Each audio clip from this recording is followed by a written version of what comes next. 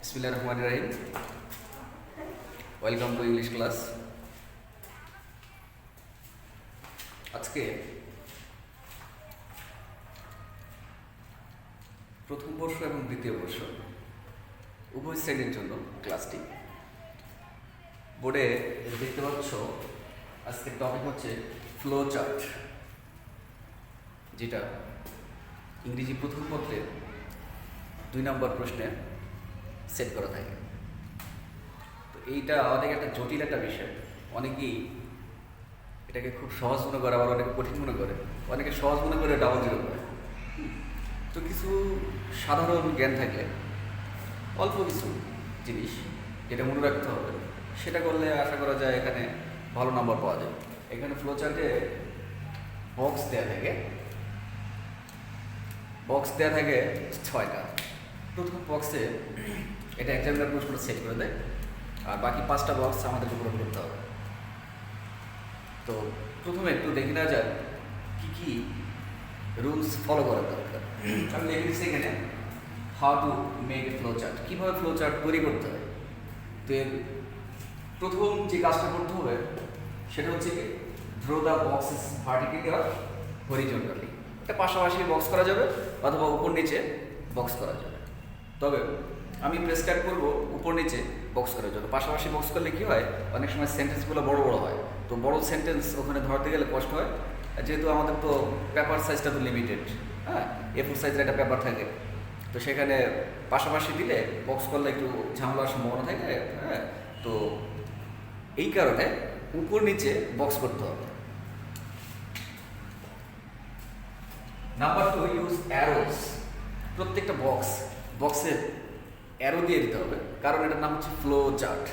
হ্যাঁ, ফ্লো মানে কি, প্রবাহ চিত্র। তো প্রবাহ চিত্র সাধারণত ধরো যদি পানি হয়, পানি কোন দিকে প্রবাহিত হয়, উপর থেকে নিচের দিকে প্রবাহিত হয়, তাই না? আবার যদি আমি সিঁড়ি ধাপ, এটাও একটা প্রবাহ। হ্যাঁ, এটা সিরিয়ালি একের পর এক যেতে হয়, তা নাহলে কিন্তু অ্যাক্সিডেন্ট হওয়ার সম্ভাবনা থাকে। তো ইউজ অ্যারো ব্যবহার করতে হবে। নাম্বার 3 যেটা, রাইট পয়েন্ট নাম্বারস। বক্সের পাশে 1, 2, 3, 4, 5, 6 এই যে পয়েন্ট নাম্বারগুলো উল্লেখ করে দিতে হবে। আমি এগুলো বিস্তারিত যখন আমি এক্সাম্পলে যাব তখন আমি এটা ক্লিয়ার করে দেবো। Next, number 4, right answers in words or phrase. একটু খেয়াল করতে হবে যাতে এখানে কোনো বড় সেন্টেন্স না হয়, সেই জন্য কী করতে হবে, এখানে বড় সেন্টেন্স যাতে না হয় সেই জন্য শুধুমাত্র ওয়ার্ডে হইলে ভালো হয়। যদি একটা ওয়ার্ডে হয় সেটা সবচেয়ে বেশি পারফেক্ট। তারপর দেখো ফ্রেজ কাকে বলা হয়, এ গ্রুপ অফ ওয়ার্ডস। এরপরে দেখো আরেকটা ইম্পর্টেন্ট বিষয়, সেখানে start with small letters without proper noun. যদি প্রথম অক্ষরটা, যদি প্রথম যে ওয়ার্ডটা সেটা যদি প্রপার নাউন না হয়, যদি প্রপার নাউন হয় সেক্ষেত্রে বড় হতে হবে প্রথম অক্ষরটা। আর তাছাড়া বাকি যে কোনো বাকি সব জায়গায় কী হবে, সেটা স্মল লেটার দিয়ে শুরু করতে হবে। নাম্বার 6 দেখো, maintain the order of the information. এটা কিন্তু খুব ইম্পর্টেন্ট বিষয়। মেনটেন দ্য অর্ডার মানে সিরিয়ালটা মেনটেন করতে হবে। সিরিয়ালটা মেনটেন না করলে কিন্তু আমার ফ্লো ঠিক থাকবে না। নেক্সট আসো, follow the grammatical structure of first point given box. যে প্রথম যে বক্সটা থাকে সেই বক্স কিন্তু এক্সামিনারটা সেট করে দেয়। এক্সামিনার যেভাবে সেট করবে সেটার যে গ্রামাটিক্যাল স্ট্রাকচারটা আছে সেই অনুযায়ী বাকি সবগুলো করতে হবে। এই গ্রামাটিক্যাল স্ট্রাকচার আলোচনা করতে গেলে 6টা জিনিস আসে এখানে। আমি এখানে ছোট্ট করে লিখে রাখছি, দেখো। ইনফিনিটিভ ফ্রেজ যেটা বলা হয়, ইনফিনিটিভ কি জিনিস, ভার্বের আগে 2 থাকবে, 2 প্লাস ভার্ব, সেটা অবশ্য বেস্ট ফর্ম হয়, 2 প্লাস ভার্ব এরকম দিয়ে থাকতে পারে। Number 2, gerund plus extension. That means gerund কাকে বলা হয়, ভার্বের সাথে আইএনজি, ভার্বের বেস ফর্মের সাথে আইএনজি যোগ করে যেটা হয়। আরেকটা দেখো, প্রিপজিশন প্লাস জেরান্ড।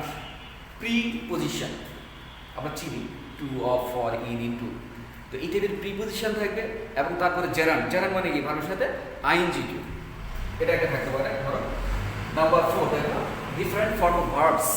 আমরা জানি ভার্বের কয়টা ফর্ম আছে? 3টা ফর্ম আছে সাধারণত। Present form, past form, future form.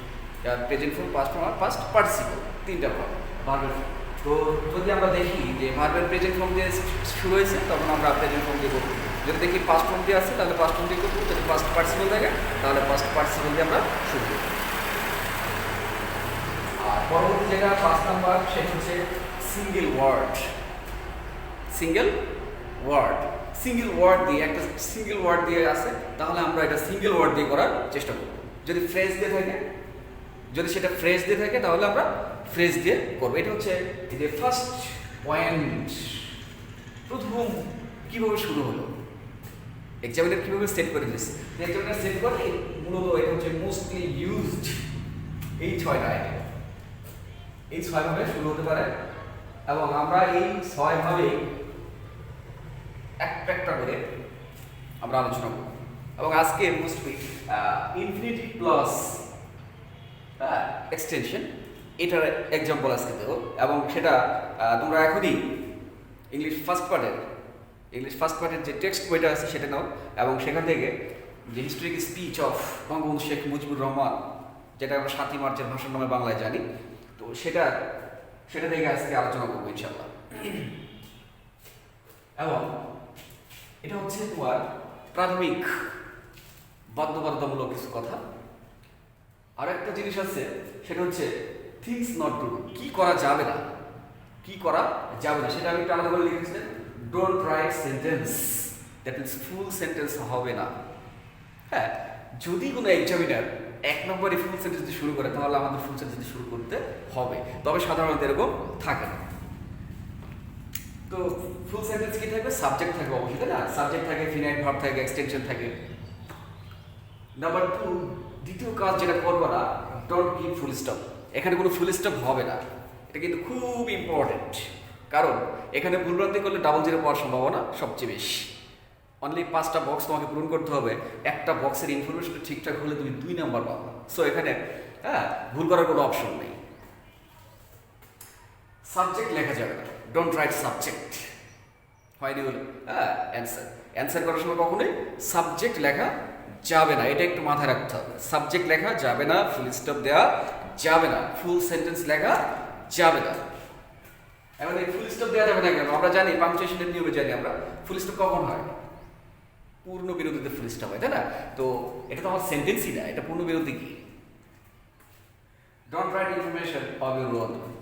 হ্যাঁ, এখন বিষয় হচ্ছে একটা যখন প্যাসেজ দেওয়া থাকে সেই প্যাসেজের অতিরিক্ত আমি জানতে পারি, তুমি জানতে পারো, কিন্তু নিজের মত প্রকাশ করার এখানে কোনো স্বাধীনতা নাই। সো এই জন্য এখানে আমি লিখে দিচ্ছি ডোন্ট রাইট ইনফরমেশন, কোনো তথ্য লেখা যাবে না, অবিরো নিচে নিচে কোনো তথ্য লেখা যাবে না। ওকে,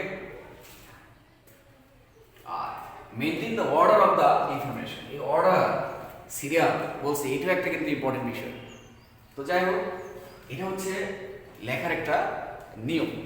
তো এটাকে তোমরা এই স্ক্রিনটাকে তোমরা স্ক্রিনশট দিয়ে রাখতে পারো, স্ক্রিনশট দিয়ে রাখতে পারো, হ্যাঁ, যাতে স্ক্রিনশট দেওয়ার পরে তোমরা খাতায় নোট করতে পারো, হ্যাঁ, যাতে এগুলো পরে সমস্যা না হয়।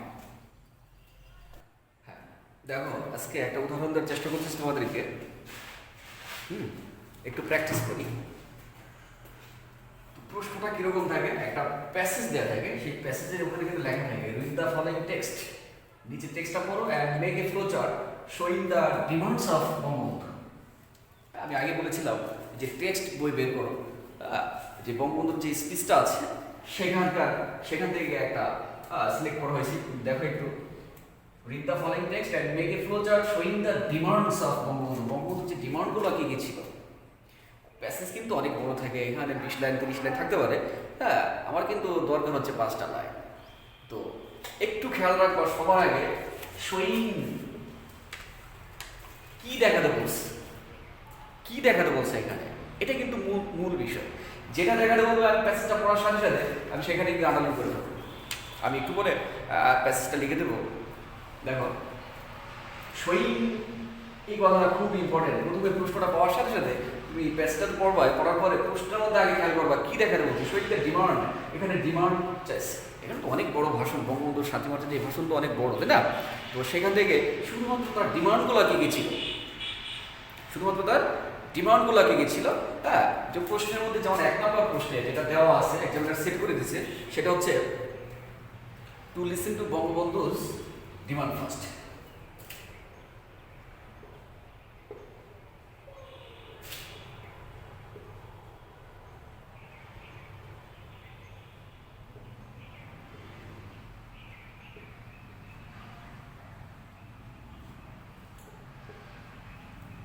ওকে, to listen to Bangabandhu's demand first. তো একটু খেয়াল করো, আর শোয়িং দ্য ডিমান্ডস বলছে, এবং যে প্রশ্ন করছে সেও কিন্তু এটা টুটা স্মল লেটার হবে, ক্যাপিটাল লেটারে হবে না। স্মল লেটার হবে, ক্যাপিটাল লেটার হবে না। To listen to Bangabandhu's demand first. তো যাই হোক, এটা লেখার স্টাইলটা হবে ঠিক এরকম।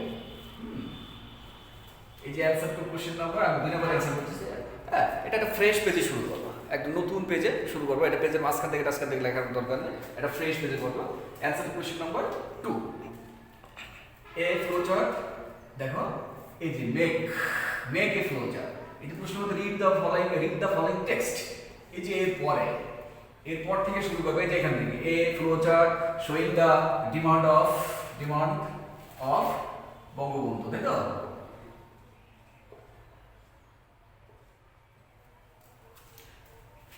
এ flow chart showing the demands of Bangabandhu, ঠিক একই স্টাইলে সবগুলো ফলো করবো। এ ফ্লো চার্ট থেকে লেখা শুরু করবে, এখান থেকে লেখা শুরু করে দিবা। A flow chart showing the demands of Bangabandhu is given below. দেখো, a flow chart showing the demand of Bangabandhu is given below. এটা হয় কি, এটা যে পরীক্ষক খাতা দেখে তাকে একটু তার সন্তুষ্টির জন্য এগুলো করা থাকে। খাতা সবাই কিন্তু সমান মার্কস পায় না।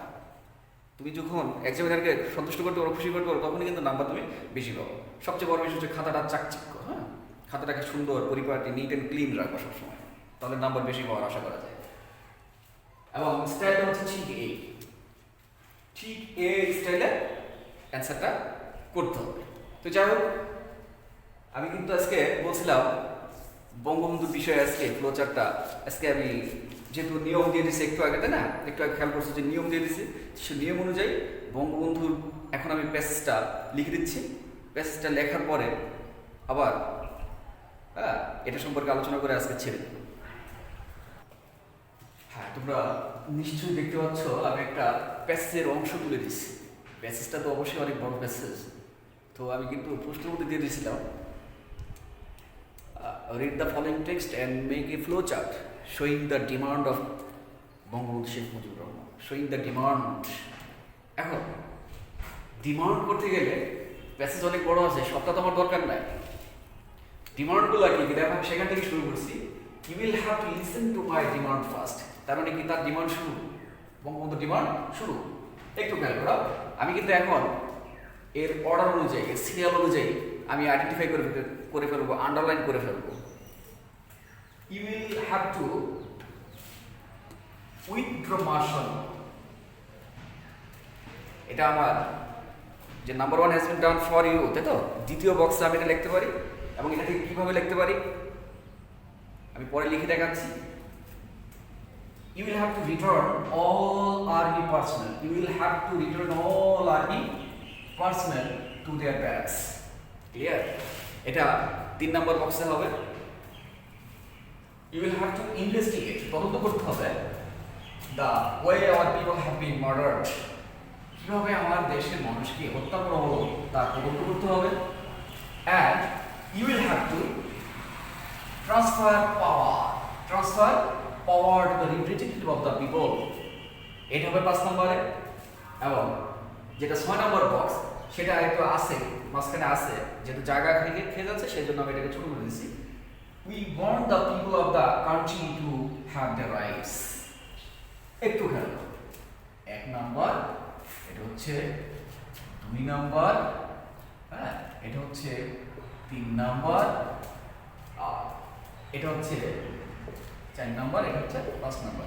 আর এটা দেওয়া আছে, তার মানে এটা 2 3 তাই তো 4 4, এটা হচ্ছে 5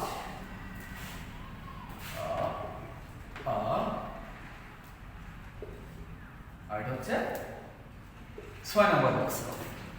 এখন আমি কিন্তু কিছু নিয়ম দিয়ে দিচ্ছি যে কিভাবে করতে হবে, তাই তো? কিভাবে করতে হবে এটাকে একটা স্ক্রিনশট দিয়ে রাখো, এই লেখাটাকে একটা স্ক্রিনশট দিয়ে রাখো, হ্যাঁ, যাতে সহজে বোঝা যায়। ওকে, নেক্সট আমি তোমাদেরকে একদম পুরো যেভাবে লিখতে হবে ঠিক অ্যাকুরেট অ্যান্সারটা আমি তোমাদেরকে এখন লিখে দিচ্ছি।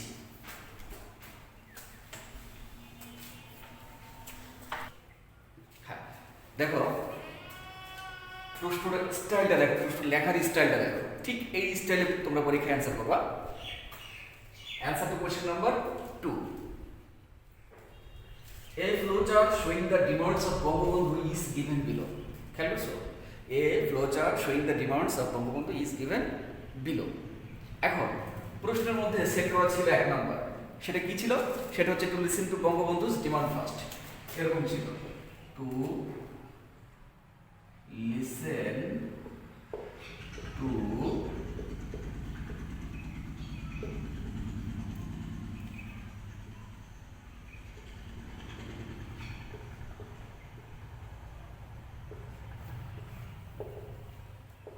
Demand first. এখানে কিন্তু নিয়ম যে আমরা বলছিলাম গ্রামাটিক্যাল যে স্ট্রাকচার আছে সেটা ফলো করতে হবে। এখানে কি ফলো করতেছি দেখো, 2 plus verb, 2 plus verb, that means infinitive, infinitive phrase, এটাকে বলা হয় ইনফিনিটিভ ফ্রেজ, 2 প্লাস ভার্ব। এখানে এই গ্রামাটিক্যাল রুলসটা আমরা ফলো করব। এবং যেটা আমি একটু আগে তোমাদেরকে আমি কি করেছি, একটা প্যাসেজ লিখে দিচ্ছি, তো সেখান থেকে আমি কিন্তু আন্ডারলাইন করে দিয়েছিলাম, তো সেখান থেকে আমি কিভাবে লিখি অ্যান্সারটা সেটা একটু খেয়াল করো। কি হবে 2 নম্বর অ্যান্সারটা হবে টু উইথড্র মার্শাল ল। খেয়াল করো, to withdraw martial law,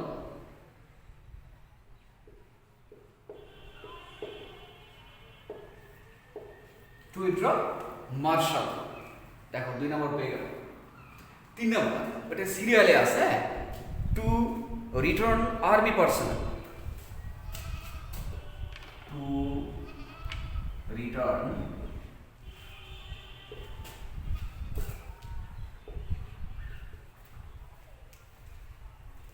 army personal কোথায়, two their ব্যারাকস।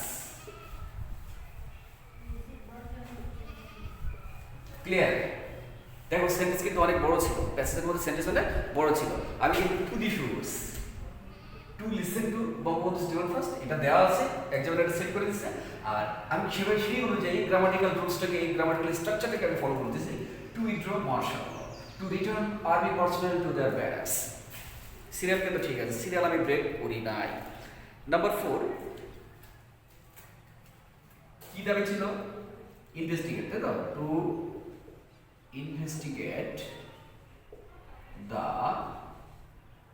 Two investigate the way or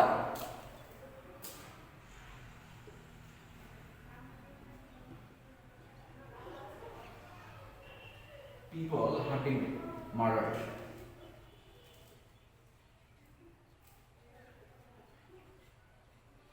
কিভাবে আমাদের মানুষদেরকে হত্যা করা হয়েছে তার তদন্ত, তাই তো? এটা তদন্ত চেয়েছিল।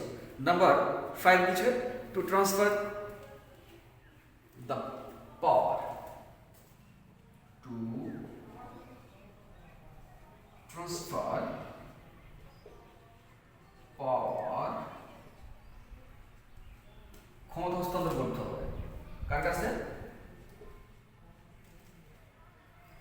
Representative of the people.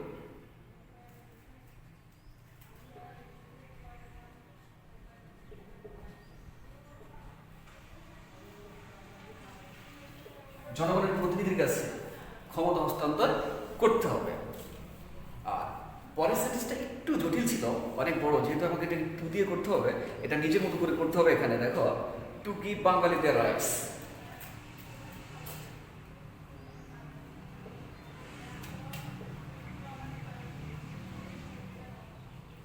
কি বাঙালিদেরকে দিতে হবে দেয়ার রাইটস।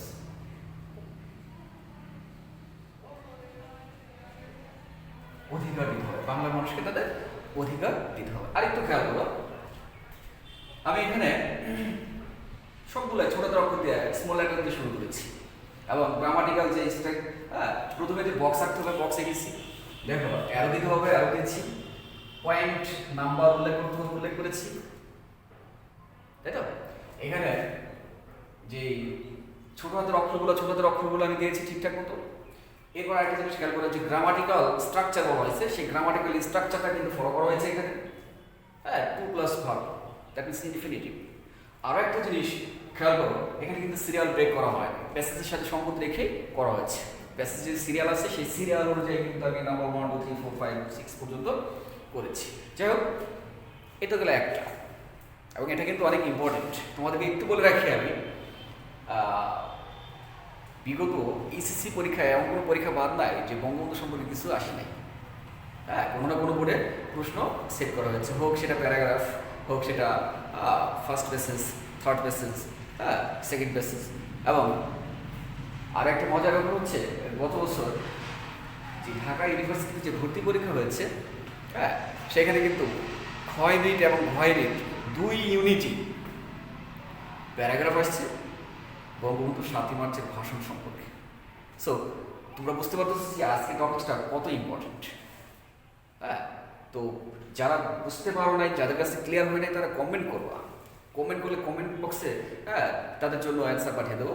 আর তোমরা কমেন্ট করবা, কমেন্ট না করলে কানেক্টিভিটি বুঝি না। তোমরা কারা ভিউয়ার, হ্যাঁ, কারা স্টুডেন্ট, কারা গার্জিয়ান, কারা আমার ফ্রেন্ডস, হ্যাঁ, অথবা আমার কলিগ, হ্যাঁ, ক্লিয়ার না? তোমরা কমেন্ট করবা, আর তোমরা শেয়ার করে দেবা। এবং বাসায় বসে না থেকে, বাসায় বসে সিনেমা না দেখে, হ্যাঁ, তোমরা একটু ইউটিউব ঘেটে দেখবা যে কত স্টাইল আছে, কত সুন্দর সুন্দর শেখার জিনিস আছে। ওকে, একটু সময় বেশি নিয়ে ফেললাম, সরি। হ্যাঁ, ভালো থেকো, নেক্সট ক্লাস আবার দেখা হবে।